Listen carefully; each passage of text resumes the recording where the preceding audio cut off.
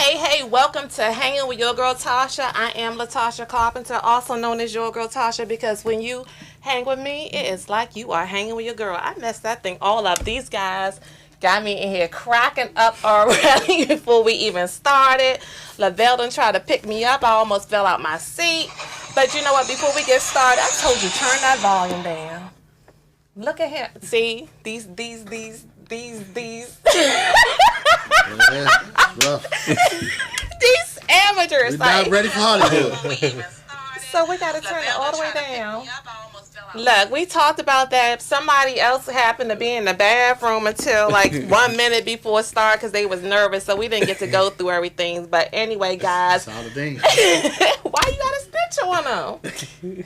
Why you snitching? He has some bowel problems. So Sometimes he have bad problems. You see all these cameras and lights. So we got to use the bathroom. I want to let you guys both introduce yourselves to our viewers and just say hello while I get some people invited on as well. Oh yeah, they coming in. Hey, I'm Lavelle Longman. I'm the producer of the Gigs. I'm Saladin. I'm the writer of the Gigs. And we're missing one person, Mr. Vernon Williams. That is the director.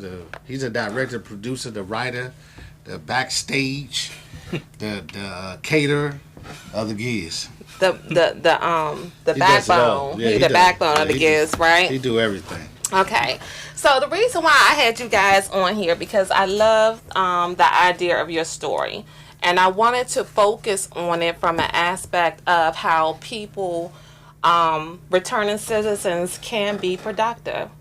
So we kind of need to I want to understand individually what each one of your histories are as far as like growing up, your family, things like that, and then how it all came together when you guys first met as well. So just share it. Oh, well, mine started in 2008.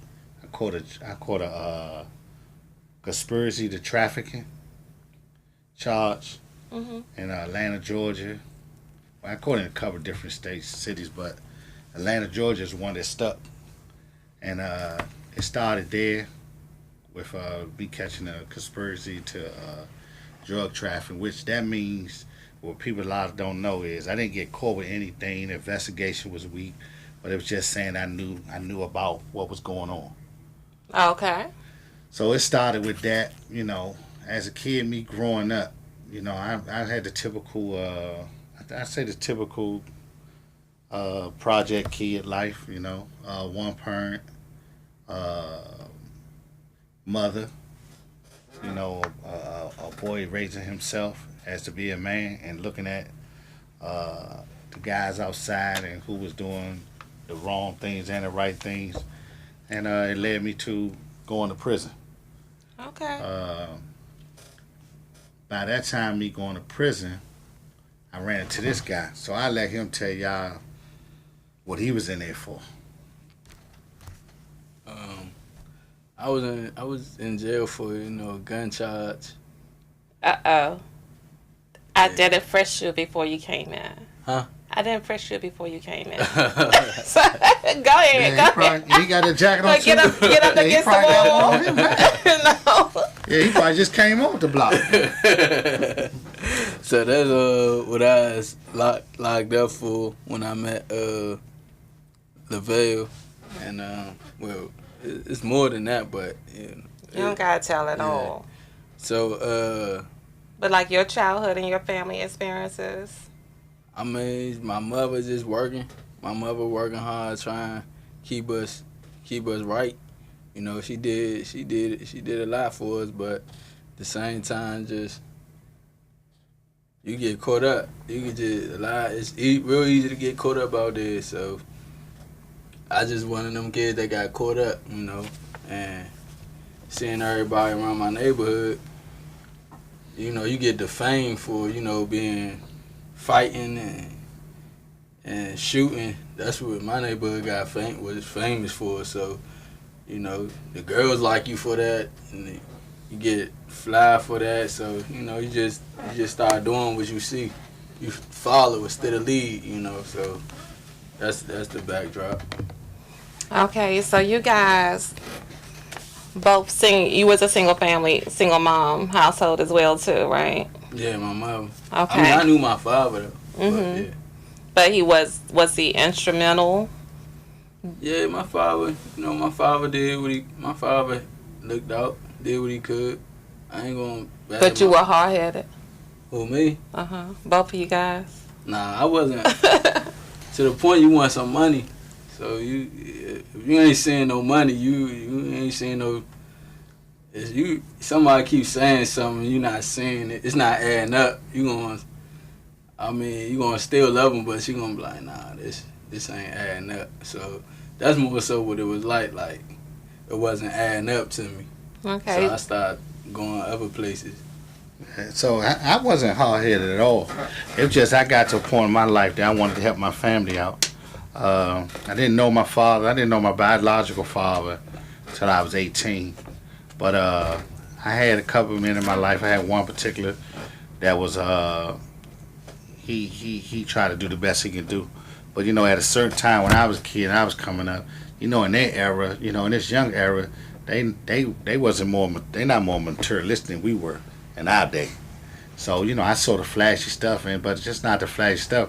But we was hungry, really. Like we had a guy, my stepfather. He was there for us, but he worked all day and he did what he had to do, But we couldn't get, we was hungry. We ain't had the clothes. The kids talking about you. And at a point in my life, my mother, she needed some help. She was on drugs. He was on drugs. And then at a time, it was like, I had to look out for me and my brothers and my sister. So it wasn't like I was hard-headed. It was just I wasn't a dummy. It was like time for me to step out the house and bring some money into the house.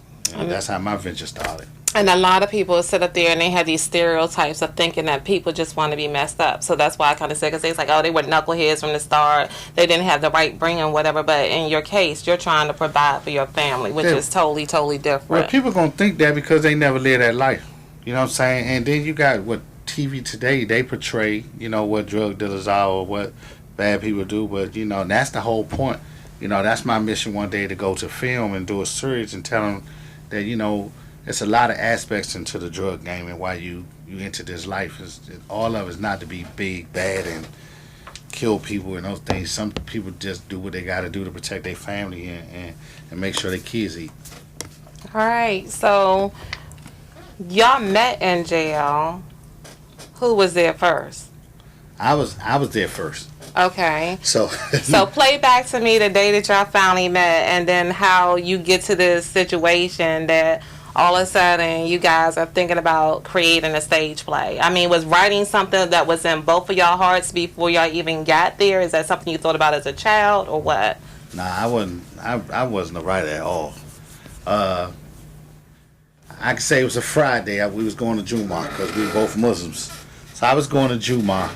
In prison, the word gets around in prison because we was in Atlanta, Georgia. It was 3,000 inmates, but it was only at that time. It was only 2 guys from Washington D.C. area that was in there.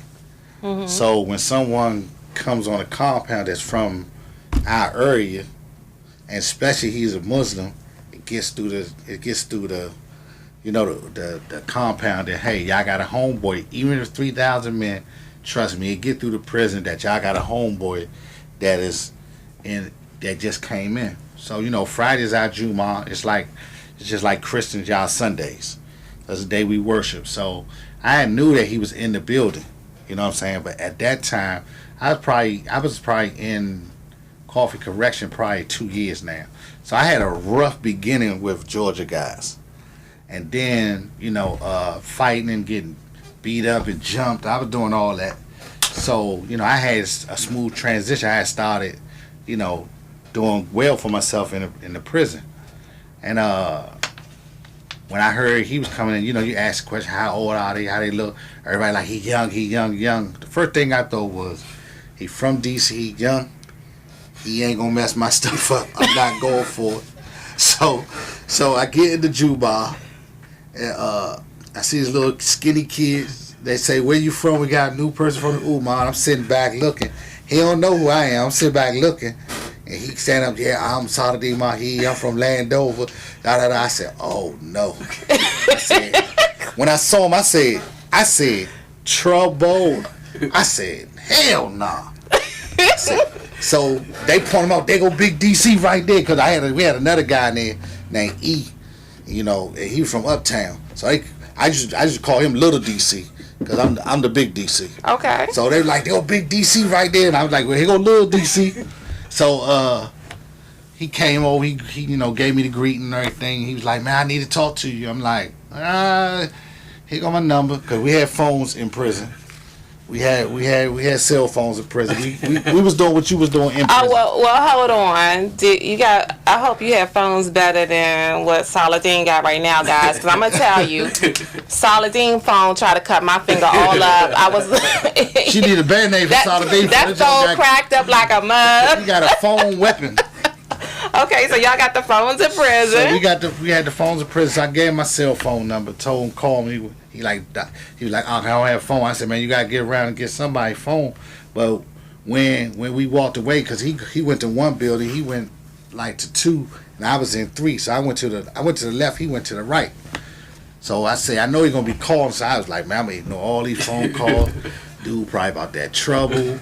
I'm not going through it no more. You know what I'm saying? I don't feel like gotta stab these dudes up, or we gotta go in it because we got a little knucklehead on campus. So I ignored him. He called. I pushed the button on him again. So I ignored him probably for like 6 months. About 6 months I ignored him. And then somehow he worked himself. I'm going to let him tell it from here. Somehow he worked himself way around to my building and in my dorm. I don't know how. So I'm going to let him tell y'all, man. He worked himself away to my... I told him he got packed up and moved into my building. And then I'm walking down the hallway about to go to dinner, and I hear my little partner E. That's Lil DC. He said, they go the young from DC. So he got all this stuff packed up. I'm looking. I said, he like coming to our building. He was like this, yeah, he coming to our building. I said, young, where you going, young? He said, I'm going to 3J. No, 3K. He said, I'm going to 3K. Nah, 3J. Yeah, 3J. I said, damn, he coming out in the door with us. I said, shit. I said, no, man. I said, no.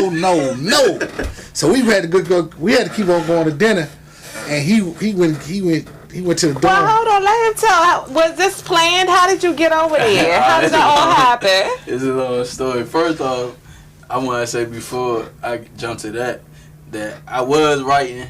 I was writing when I was younger, like that was okay. 3rd, 4th grade, but around like 5th grade, that's when I lost interest in like school, and I picked my interest back up in writing when I got locked back up. But I used to write little stories when I was like 2nd grade. I'd be supposed to be doing my work, I'd be writing like a little story in class. But around like 5th grade, I just stopped doing anything had to do with school. But anything, back to the story. Did you know that? Yeah.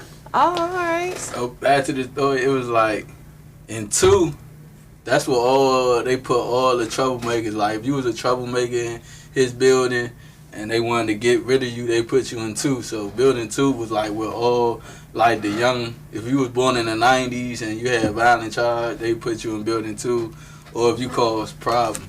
So I was in building 2 with all them type of inmates, and he kept ignoring me, and I'm trying to figure out why he ain't trying to look out. Cause as soon as I come to the compound, everybody like, man, DC. Once I tell them where I'm from, they like, oh yeah, you got your home. He got the joint on Smash. So I'm like, bet. He's like, he got it locked down. So I'm like, bet I'm in there. I'm about to eat all that. So I keep trying to get his attention.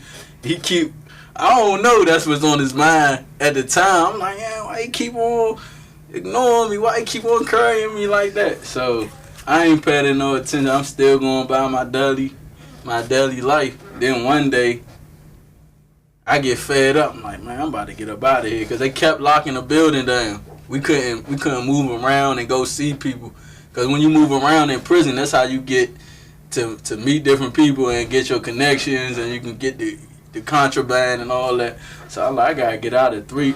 I gotta get out of 2. and everybody was saying 3 was the money building. So I ran out the building one day doing like a medicine call, and I ran out and I ran to segregation, and I told the gang man, I'm like, man, I'm in fear for my life in here. And he like, how you in fear for your life when you like it's 20 Muslims in there, and they got you tagged as a Muslim, and they had me tagged as a security STG, security threat group. So I'm like, Muslims, we not a religion. Like the Christians, we was a gang in prison. Oh, okay. So I'm like, nah, I'm gonna do something crazy if I don't get out. So Sexton was like, well, all right, where you trying to go? And I was like, I'm trying to go to 3. I just tried to get to 3. On God, I ain't trying to get to 3J. That just got worked out in my favor that he put me in 3J with with LaVelle. All right now. Yeah. So once that happened, to speed this up, I did 5, and how many you do 5? Both of us did like 5 years. If you count the county time, I'm gonna say 6, but both of us did 5 years in prison. I'm just answering one of the people that was on here. So to speed it up, he came in the dorm, and I looked at him. He asked me, say, well, why you wouldn't answer my calls and this, that, and that? And I was like, look here, man, I don't have time for that. Like, I got things going on. You probably want to smoke. Because a lot of people in prison have habits. Like, people think when you go to prison, they stop. It don't. You get anything in prison that you can get out here. Even women. You thought I was a bowhead. Even the male guards. The female guards. He said you thought he was a bowhead. Yeah, so I asked him, I said, what's your habits, brother? Tell me now, because I don't feel like going through it. And, a lot of people in there be having their habits. They smoke cigarettes, weed, meth. They do it all. So he told me, he said, nah, he said, I don't have no habits. So I'm like, so you don't smoke cigarettes or nothing? He was like, nah, I don't smoke cigarettes or nothing. So I was like, okay, because you hear a lot of people tell you what they don't do, but then you watch them long enough, you find out what they do. I don't go by people's words, I go by people's actions. So he was there a couple of days. I'm watching. So he gets up, he calls the Adan. The Adan is when we go pray in the mornings. This like having like 5 o'clock in the morning. Before he came in there, we wasn't even getting up really. The first prayer was Fajr. We wouldn't even get up, because we didn't have nobody that would, be called in a dance so we could hear and go pray. He got up early morning, singing a dance. I'm like, God, I said, boy, we got this dude in here, man. He really is, man. He really on his ding. I said, man. So we got to get up, wash. I'm like, oh man. Kind of want him to go, because then we gotta get up prayer at 5 o'clock early morning, and I didn't go to breakfast because I had stuff in my box. So I watched him a couple times. He get up, do the dance, just like a week straight. He get up, do the dance. So finally, I think it was like a Sunday. I used to cook while I was in prison, like I was like a little chef. So I made nachos, and y'all would say, well, how you make nachos in prison? Yeah. Prison. We don't have a show long enough for that. Prison. Oh my God. We are smart in prison. We make all. I'm talking about real nachos. We used to have real nachos. I'm talking about with steak in it, chicken, onions. I used to make moves like when you was looking at the movies, where the Italian guys was having the onions they was chopping up. Real life, we was doing it. Okay. I had so many connections where I can get a couple onions here, I get steak here, we cut up some chicken here. So I would make nachos on a Sunday. So I invited him over. I said, hey, you want to come get something to eat? He said, yeah. So he never had a nacho in prison. Nachos is one of the things I started in prison. They didn't even know nothing about nachos. So I started in prison. And so when he had the nacho, that's all I could see is this young man. Hands was greasy, and I'm talking, he ate with his hands like a wolf. I mean, he was eating, and then, other two brothers, everybody looking back and looking at him. I'm like, damn, he hungry as shit. You know what I'm saying? I'm like, God, he hungry. So he eating. And I was like, bro, you all right? So we slid him half, I'm like, bro, we got some more stuff. You good? You ain't got to eat like that. So he hovered over the food looking at us. I'm like, look, he drinking that water like that too, huh? You can just have mine. There you go, babe. So therefore, make a long story short, I fed him, and that's how I used to show my love with guys in prison, through food. And that might be a talk show right there. So I fed guys through food. So while he was there, that next morning, he ate like a whole half a nacho. So the next morning, I didn't hear the Dan. The 5 o'clock a Dan? Because he was full. Oh, you catch on quick. You catch on quick. You know what? Usually people don't. He had the itis. Yeah, usually people don't catch on to this, right? Usually people don't catch on this. So I ain't hear the Dan. So I got up. Time for inspection, 7:30. He's still in the bed. I'm looking like, Slim, get up. What you doing? Because I was like the guy everybody came to, where Muslims came to in the dorm. Even though I wasn't the imam, I was the guy that people come to. So I get him on everything. So I started laughing at him. It's funny because you caught on to it. I said, bruh, you ain't your dean like that. I said, you was getting up because you were hungry. He was like, yeah. So I went, I looked in his box and stuff. He had nothing in his box too much, you know what I'm saying? He was really on an island alone by himself, you know what I'm saying? So I was like, look, I got you. I've been walking your walk, and I was like, I got you. I was like, look, anything you need, how you feel? I said, come, I'm big bruh. And from there, that started our relationship. It was like a love thing. It was like I was a big, now I would say I'm his father now because we hit the big stage, but, in there I was like big bruh, you know what I'm saying? So, we sat down and have a lot of talks about us being from D.C. When you from D.C., he'll call his folks to check on who I am, and then my other partner. So they started hearing my name was big in the streets. You know what I'm saying? So he started being around me, and I started seeing him writing. And I always take a notice of him writing. He writing all the time. But he would pass around to the dorm, and all the guys would be reading, and they like it.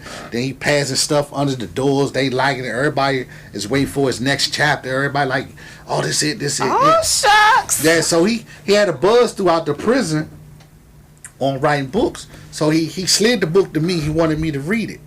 So I said, okay, I'm going to read it. So, I'm like on big homie status. So I go back, I look at it.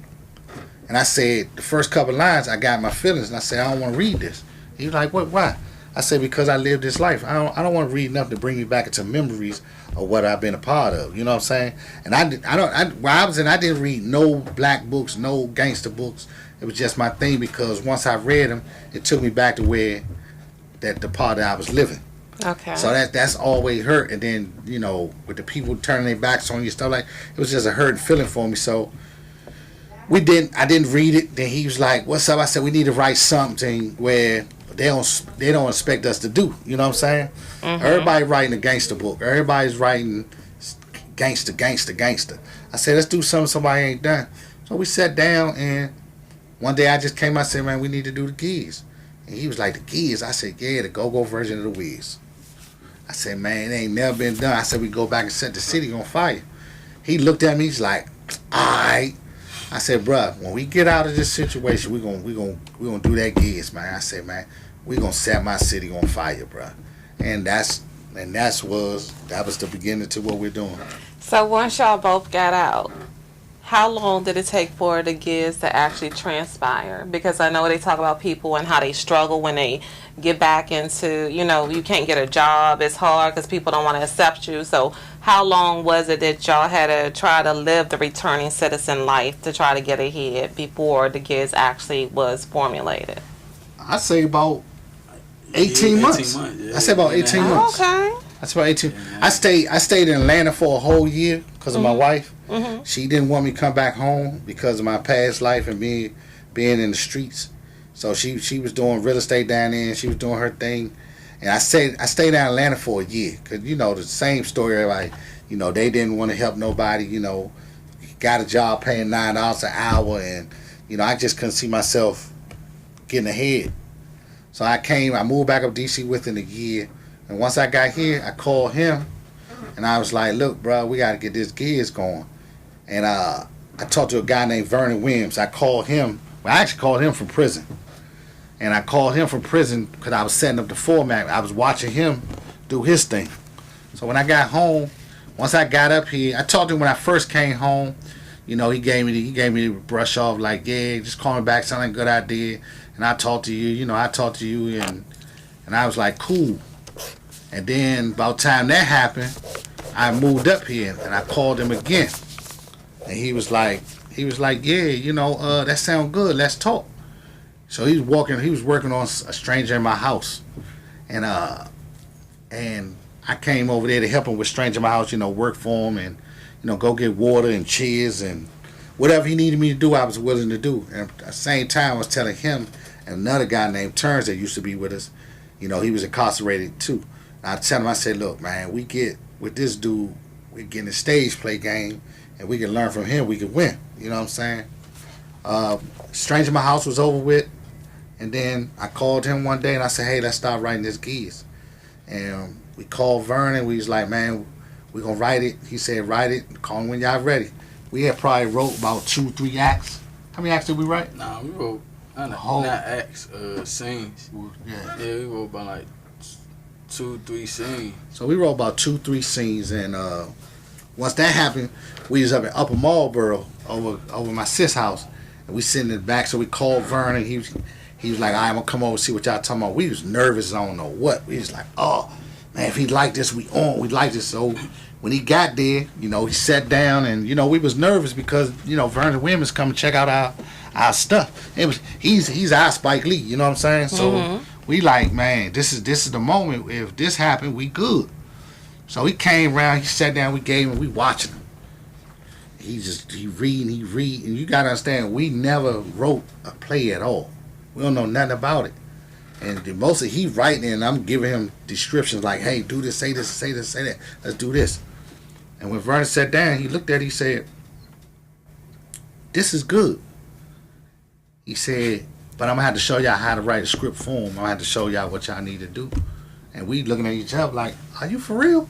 He like, man, we can go with this. This is going to be good. And from there, it's history. From there, we started writing, and about time we wrote it only took us about a week and a half to write it. OMG, let me talk to this audience. Miss Gina, I'm sure that the Giz will be playing somewhere else later on. The Giz already took place, and Aunt Andre Johnson, Auntie D, that is the play that your niece was in that you missed. So the play had already happened, and these gentlemen actually sold out MGM Theater at National Harbor with 3,000 seats with this play. Okay, so it'll be running back. Some of y'all already missed it, so they're all like, when is it coming out? How can I get my tickets and all this other kind of stuff in the chat? Well, you get your tickets, the next play, we got to play December 8th, called This Love Ain't Loyal at the Bowie Performing Arts. 2 shows, 3-8. We got, this is the first time we announcing it. We haven't even told nobody. Oh, I know it out there. Go ahead and announce it. Put it out there. We got Lil G from Silk. Got Lil G from Silk, the lead singer from Silk in the play. And we haven't even announced it yet, so I guess y'all gonna get it. We gotta put out the big announcement. We got Carl Thomas, the R&B singer. Wow. All right now. So December the 8th, man, y'all come out, man. Y'all come out December the 8th. We gonna do it big at the Bowie Performing Arts. Now, I gotta hope that coincides because see, my birthday is that Monday, the 10th. And I already got tickets to Life Jennings concert on the 8th. I hope the time allows me to hit y'all play. Where Life Jennings at? He's going to be at the Fillmore. Oh, okay. So hopefully I can catch both of them. So I got a question because you weren't a writer, but you being a writer and stopping when you was in school, what do you think triggered you to start writing again in jail? Was it because somehow it was your way to escape from the reality? Nah, reading them books. Reading them, what you call them, urban books. And then one day I was reading it. I was reading, what's her name? True to the Game. Terry Woods, a book by Terry Woods. And I was like, man, I could write something like this. And then some dude said, man, you can't write that. And I just wanted to prove them wrong. And then once I could write it, I was just like, dang, I really could write it. So I was just talking. I didn't really know if I could. So where does confidence come from that you guys, that you knew? I know you probably did have a support system, but you probably had a lot of naysayers too that thought that your idea, I mean, you always tell people don't share your plans or your goals with other people because they'll try to tear you down. So was there some people that y'all entrusted with that this is what we're going to do and this is what we're going to make happen, and they try to rip you apart? How did you deal with that, if anything? Nah, I never. Well, told his mother, by him being young, and him being being trouble and disturbed and doing stuff he don't supposed to be doing. I didn't have to go through that too much because I had a pass. So before I got incarcerated, I was known to do what I say I'm going to do. Okay. So everybody on my part knew. No one could tear me down because I was already built. I made myself before I even went to prison, and even through prison, I took care of myself. So therefore, people. Even when I went to prison, I was calling people on the cell phone and talking to them. Who was that? President Obama? No, I don't know why it's bringing it in Obama here. want to talk to me. Yeah, so. Is always trying to hustle. She's like, "Can I get 3 complimentary tickets?" No, Auntie D. So by my past, people know I'm usually a guy. If I say I'm going to do it, it's going to happen. One way or another, they kind of figured out. So you had a lot of people that didn't think that would be that top notch of a play, but they was like, okay, if he say he gonna do it, he gonna do it on my side. You gonna do it, he gonna do it. So more of my problems came from like the people from his side, and they was like, well, we want to believe this gonna happen, but they didn't know who I was. So my past. I was always a provider, or I had entrepreneurial skills. So on my end, people kind of believed me. My wife was kicking me in my butt to get it done. I was kind of like a little hesitant at first because, I never done a stage play and it was a new lane for me. And then I respected so many people that in DC that was doing stage plays. Mm-hmm. It was a little nervous for me. But once we got to rolling, everybody mostly shocked because we got the MGM. And that just came through God. All right. All praise to him. That just came through him. We shot for the MGM, and we just luckily we struck. So, Saladin, with you having some people that wasn't believing, how for somebody that's out here that's trying to go and they're trying to reach their dreams, and when you have that person, a negative person that's in your ear talking about you can't do it, what do you have to say? How did you overcome all of that? Because people could derail you. Yeah. I mean, really, you just gotta be around people that trying to do the same thing. Cause if you already built like that and you by yourself, it's different. But if you trying to do something new and you ain't really sure, and then people in your ear saying this and that, and you ain't around nobody solid that's going, like, nah, we got it. Then you can get caught up in that wave and you can get taken off course. Cause it can be real easy. You start like, nah, that ain't me. That I don't do that. Like, nah, I know how to do this. So, but if you trying to do something, be around people that's trying to do the same thing, and then you should be good, especially if you really believe and that's what you want to do. You so inspirational. Huh? You so inspirational. I was looking at. I was thinking about. I was watching one of the interviews that y'all did too, and I particularly homed in on Cartier Williams. Yeah. And that's the guy that was a scarecrow in the play, and he tap danced. I loved him in the play. Yeah. But in the interview, it's like you. Say he's like the best. Yeah, he was. I loved him. Trinity always talked about him in practice too, Right. but the way he talked, he had this dream already that tap needed to be featured in this area. Yeah. But you gave him that avenue. It's like you inspired him. I was watching the scene when you guys had went to the Home Depot to get the little wood and all this other kind of stuff. See, that was funny, and I tell people God always whisper in my ear. So, when I got incarcerated, he whispered in my ear that day. God give you instincts, and I tell everybody that I talk to, this is very important. God give you instinct, people. God give you instinct. So, if he give you that instinct, use it. And right before I got incarcerated, God told me, like, leave these dudes alone. And I said it out of my mouth. I told him, bro, I said, man, we can't deal with these dudes no more. I said, bro, we got to get about it. This ain't right. And then, as soon as I hung up the phone, police was everywhere. And I said from there, I said, you know what? I got to listen to everything that he tells me to do. So if it seems like something weird, if he tell me get up and go, I go. So what happened was and then when one door closed, another one opened. So I had somebody else playing the scarecrow, and they, you know, they was on their high horses, and they wanted a lot of money and this and that and that. So I couldn't do that. So I got a call and they said, we need you to come to the Kennedy Center to see this kid. And I've never been to the Kennedy Center. So I called him. I said, man, I got a call. And when I'm talking about, it's from this guy that I had a relationship with before. That's why you don't burn relationships. He came to me, he said, hey, look, man, you need to get out of Kennedy Center. I dressed up, put on my suit, ran down to the Kennedy Center, and I sit here and I saw this kid tap dancing. And I was like, wow. So I'm like, I got to get him in my play. So the first thing that I did was we had him as an extra just dancing. We had him as an extra just dancing. So one day it was hot in the studio, and Vernon had canceled all the practices. And by me being a grind and somebody that grinds, I was with Cartier, and everybody was going home. And like, we going home. And I was with him. I said, well, he said, man, I'm going to go practice.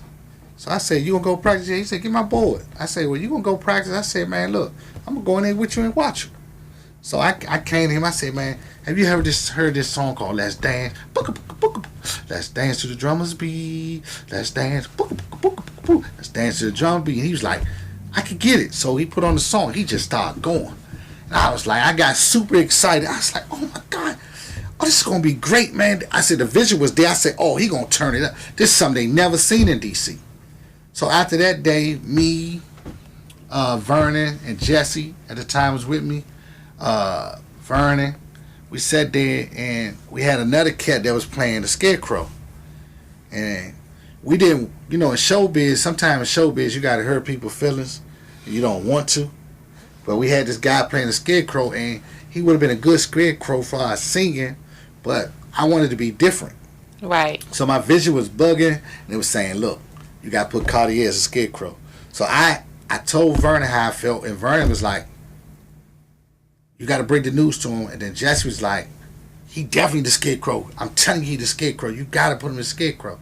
So I had to call the other young man and tell him that we didn't need him to be the scarecrow, because I believed in Cartier that much. And then once we called his manager and we talked to him, I was like, man, we want to put you in the scarecrow. He was like, I'm going to kill it. And man, the rest is history. The rest is history. He was good. He was off the chain. He was off the chain. So who is the writer behind the new play that's coming out?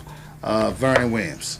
Okay. This Love Is Not Loyal. It seems like there's a lot going on December the 8th around here.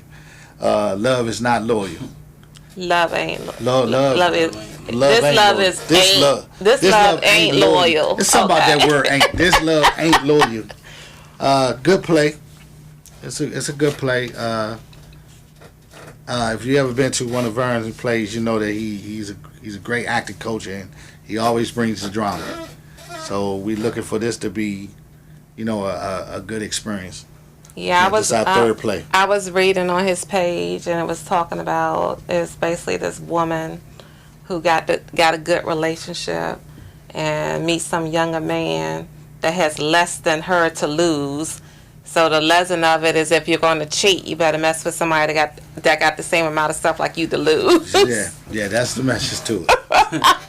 So I want to definitely be able to send that. I didn't even know Like Jenny was here. Yeah. Oh, let me tell you, I got to go see him over the summer. I didn't even really know who Life was, but my friend, he loves Life, and he's always talked about him. And I went to see him at the Birchmere. And when it popped up, day one, I bought the tickets. Oh, that's my birthday weekend. I'm definitely doing that. So, we got the link. Go ahead, Angelique. She's putting a link to buy your tickets. That's everybody, click on it to buy your tickets. If anybody wants to call in, the phone number is 301-429-9247. If you want to call in and say anything to anyone, we just been talking so much I didn't even get to say that. Sharing the bite, sharing the bite, sharing the bite. Again, it's 301-429-9247. Dial in. Lavelle wants to talk to you. Saladin wants to talk to you as well too. Yeah, I answer any question. Okay, so let me see.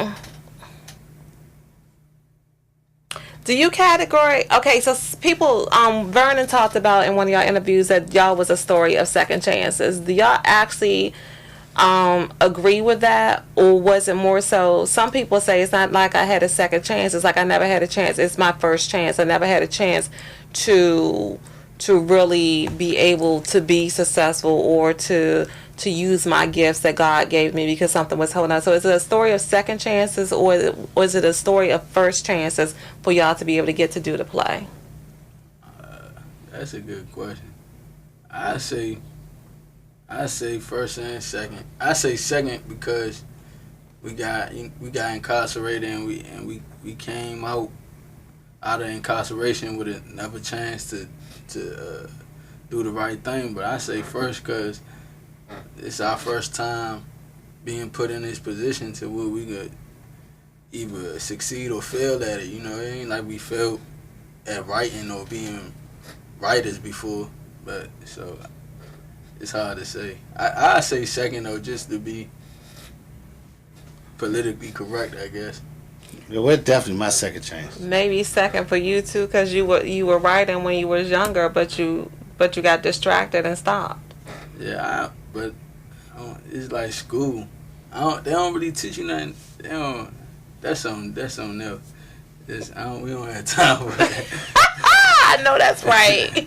Go ahead. Yeah, it's really my second because my whole, teenage life and adult life, I was in the streets and I was doing illegal stuff. So, it felt good to have a second chance in my life where I'm not dealing with drugs or have to look over my shoulders. So it's definitely a second chance for me because I think He locked me up to bring me to where I'm at now to free me. And I tell people that He locked me up to free me. So it definitely is a second chance for me because, if it wasn't for me being locked up, I'd probably still selling drugs today. And I definitely feel much better not selling drugs. He could have did it to me a little earlier, but it's his time. So it's definitely a second chance for me. So you got the play. What other projects, if any, not from a play aspect, do you see yourself going out to mentor to like young boys that might be on that road going the wrong way, or any other ways that you plan to give back to the community? Well, yeah, I'm planning. I want to deal with incarcerated fathers dealing with their kids. I think if I'd have had somebody, there for me when, help me bring my kids down to see me and give a gift or two or take them here or take them there while I was incarcerated, I would have really appreciated it.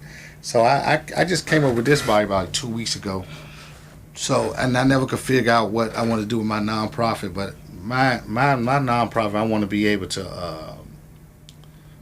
able to not replace the father that's incarcerated with their kids, but it has some type of bridge where I can make the kids closer to their fathers behind the wall. So they can still have a relationship. Yeah, maybe get them rides there, bring Christmas gifts or Easter and those such things to be that gap between father and son or father and daughter, incarcerated men.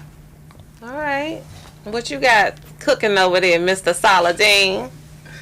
Nah, I do want to get back to mostly like people that's incarcerated coming home. That's coming home from prison and be able to help them, be able to put them in a position to where they can help themselves.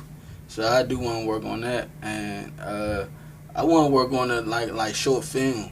Like I want to start like a couple short films, like 15-minute films.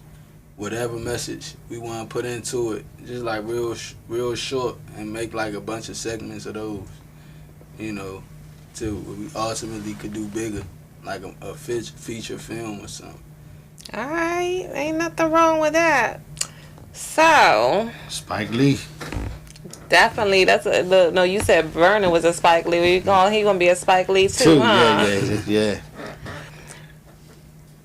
With your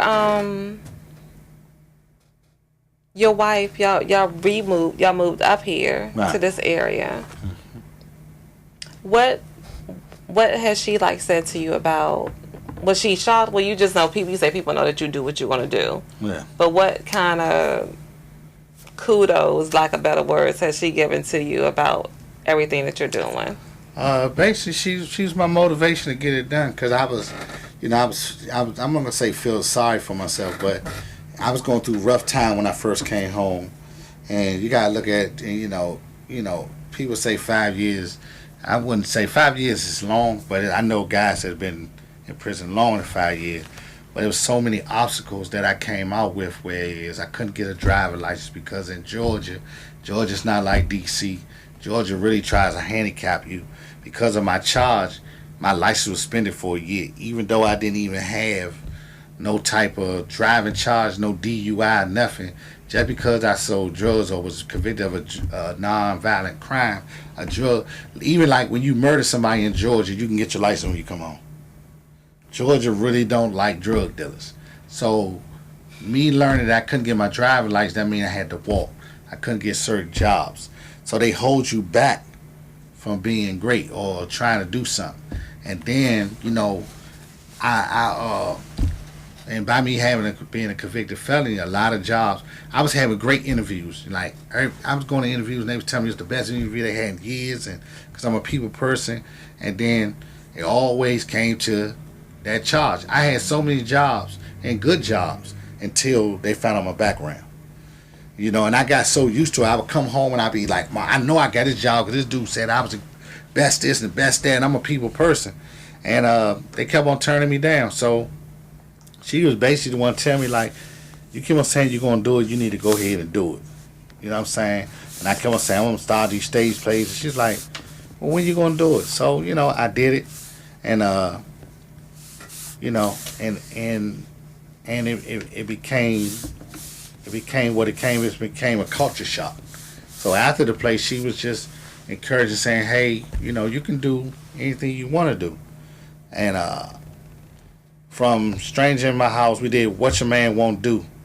So, I had investors, but then some of the investors was trying to get 60%, 50% of their money. Like, if they invest $20,000, they wanted $40,000 back. And I was telling them, like, that's not the way it worked. Like, Navy Federal don't even charge you this much on a loan. Right. So, by her seeing what I was going through with people and stuff like that, she said, okay, I'm going to give you the money.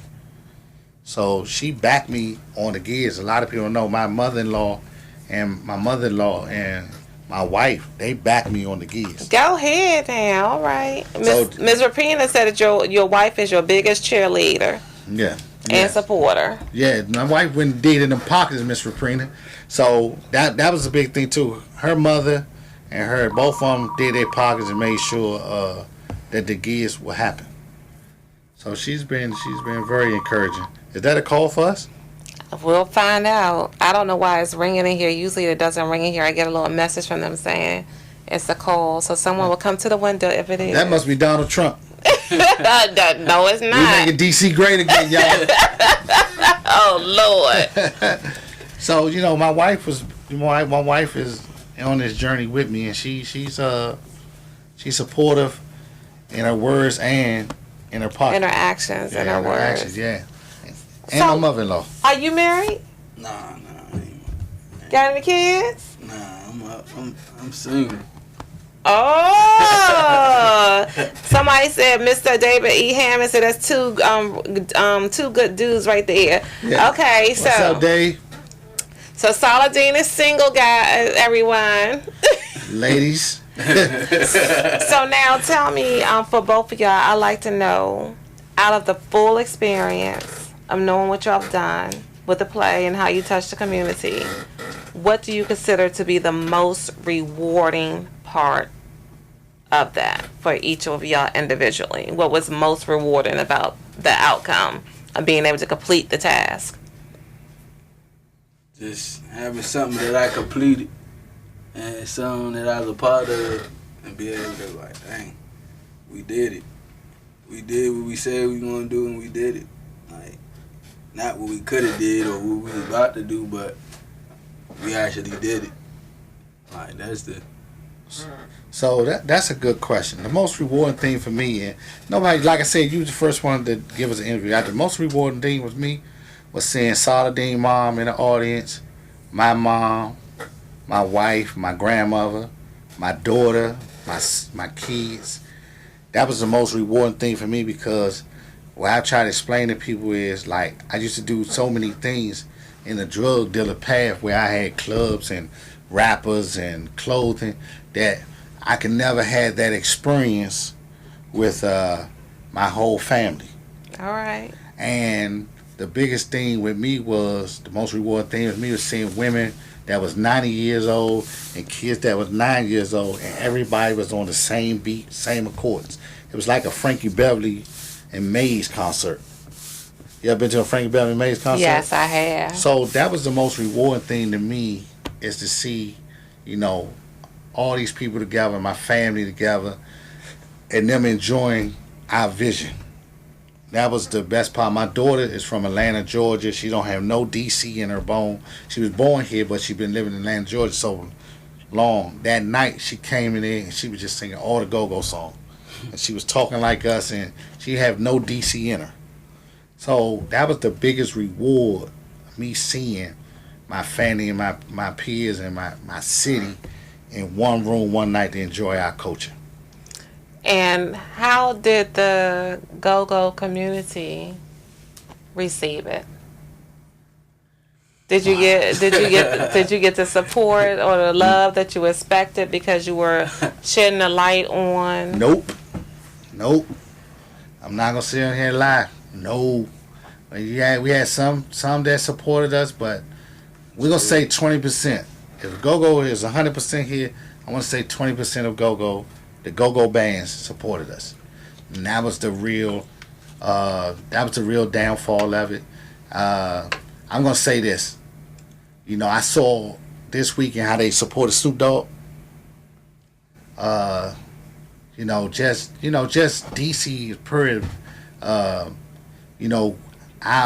people that's in the culture, they loved it, but as far as from the go-go community, the ones that's in the go-go community, we didn't get that support. Like I said, we got 20% support. Like we got I can name it. White Boy Sauce was there. White Boy was there. I'm gonna say again, we didn't get that much. Of course, Sugar Bear and his family. Go-Go Mickey was there. And Scooby and them. But Go-Go is so big that we didn't get the support. We didn't get the support like Snoop Dogg did. And that's, we local, and we did something for our culture that was a stamp. We did something major for our culture. Like, in the last 15, 20 years, the gigs will always be made history. It's never been done before. But we did not have that support from the go community that we thought we should have. Not like Snoop Dogg had. Mr. Vernon Williams has joined us, and I said, Vernon, you could definitely come in, call in on 301-429-9247. These gentlemen have been talking about you throughout the whole show. Denise Perry would like to know, is the play going to come back? She didn't get a chance to see it. Yeah, the play will come back, yeah. Do you have an idea of when? We're going to start probably working on it in January. We got national tour coming up with Confession of a Side Chick. Mm-hmm. So we're focusing on that, to get out and be able to touch some of these other cities and bring the money back to home. So we're concentrating on Confession of a Side Chick right now, and then we'll start fumbling around with the gigs around in January. Okay, because I know I saw y'all was out in Richmond or something. Yeah. You was planning on taking it out there, or was that for another play? Nah, that was for the gigs. We counted because we had 140 people in that play, and once you sell out, or once everybody think you made some money, people become something else. So we decided to cancel that. People get greedy. Yeah, and I wouldn't even want to say greedy because they don't understand the business. Mm-hmm. Like, people don't understand the bills that we had to pay for the MGM. Well, talk about it. Well, the only thing they sold was 3,000 some people. They're saying that the calls are going to voicemail. You're dialing 301-429-9247. You said it going to voicemail. It should not be going to voicemail. What's we had a whole lot of bills at the MGM, and only thing people was doing is, they count out money. So everybody think we made all this money, and we made some money, but we didn't make that much money. So everybody that was willing to help, they wanted money. They wanted this and they wanted that and they wanted this, and with 140 people, you just can't please everybody. Okay, so we have I don't know why it's going to voicemail, guys, because phones are calling in here. But I tell you what, I don't know how good this is going to work, but dial 240. Pick it up. Is that one of them? They're answering the phone calls in there because they got regular calls coming in too. Can I get the control room to tell me what's going on with the phones? Do I got to call Verizon? That's my employer. What's up? Yeah.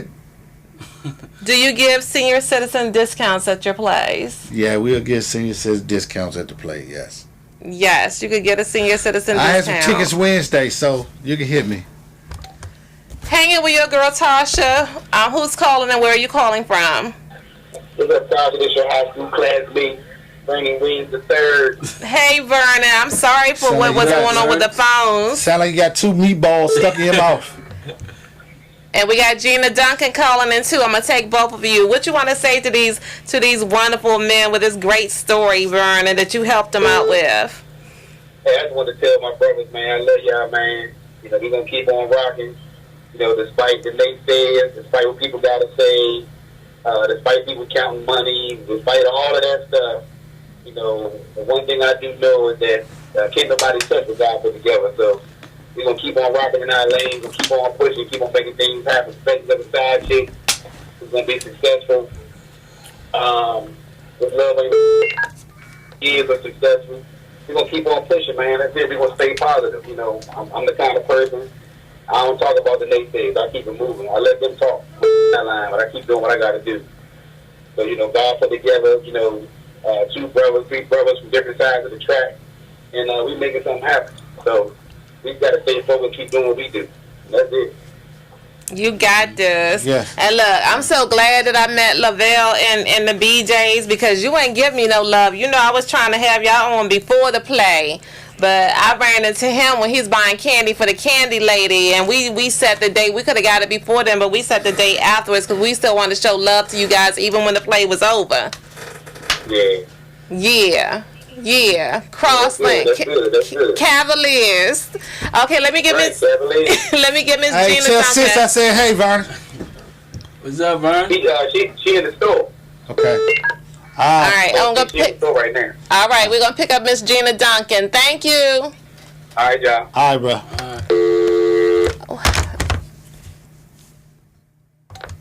Hanging with your girl Tasha. Who do we have and where are you calling from? Well, this is the first time I've been on the show to have Okay, fun. Gina, dial back in, baby, this That time. was cool, second. Yeah, the second one, yeah. Yeah.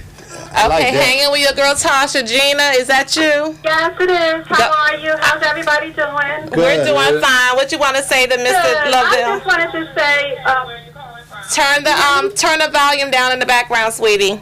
oh, okay.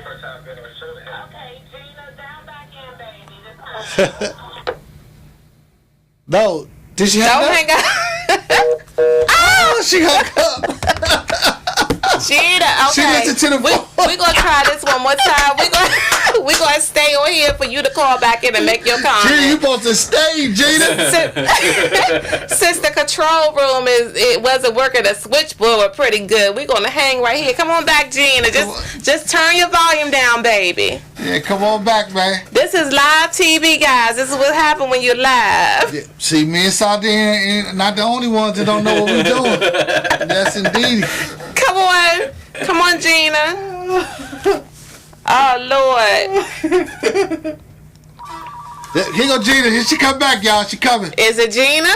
Yes, it is. Go, girl. Come on. You got me in overtime now. Come on. I'm going to have to send you a bill. First of all, I want to say hello to everyone, and I also want to congratulate the gentlemen on their success. It is going to be a success because when you know that God is with you, Don't worry about the naysayers. It seems to me like in the black community, we go through this all the time, no matter what we're trying to do. But as long as you know you got God, you're going to be okay. And I will support you. Thank you, thank you, thank you. All right, so they'll see you on December 8th. Yes. All right. Thank you. Thank you. Okay, bye-bye. Bye-bye. Okay, guys, real quick, just to let you know, something from your girl Tasha, quick announcement. This weekend is the Body Love 2018 Beautiful Women's event, which focuses on mothers who have lost their children. The tickets close tomorrow. The event is on Eventbrite. If you need to send me a request on Latasha, it's Latasha Carpenter on Facebook so that you can get your tickets tonight. You don't want to miss this event. It's $20. It's worth a whole lot. And for you gentlemen, y'all definitely coming back. I'm going to see y'all back again, especially when we get to have that live audience, so y'all can come out here and hang out with us with the live audience in the new location. And I'm going to try to make that play. And Saladin, I didn't scare you. You still alive? Nah, man, I'm good. He was drinking through all that water. He probably got to go to the bathroom again. All right. So is anything that y'all want to say to the viewers as we sign off? Yeah, December the 8th, man. Come out see this love ain't loyal. And Father, our endeavors from here on out, man. I want to thank everybody that supported the gigs and what your man won't do in Stranger in My House. I want to say that. I want to say love you to my wife and my kids and my mama. So that's all, man. Y'all come out and support, man. We not gonna not disappoint. All right. December 8th, be at the Bowie Art Center. And just keep on the lookout for us. And You want to say love your mother? yeah, I was about to say. I love you, Mom. That's my mother. Did you see about the kids? That's my mother. Okay. I could have been anywhere. I was on Fox 5. I could have been on Fox 5 for committing crimes. But I wasn't. I said, look at this Bama here. Go ahead, say something. Say something to mommy. My family and everything. And may Allah forgive the sins of Jabril Turner, man, and Brandon Paradise. All right, and we'll see y'all next Monday. Be in the house next Monday when I have one of the local hair installation stylists. The dude is bad. He does ladies wigs, he does men beards, he does all this stuff. Be in the studio next week. He's gonna put some styles on me. Staying long. See y'all. Come get your hair done. See y'all Monday. We need some All bald you head bald people. head dudes. I need some models for Monday. See y'all Monday at 5:30. Hanging with your girl Tasha. Bye guys.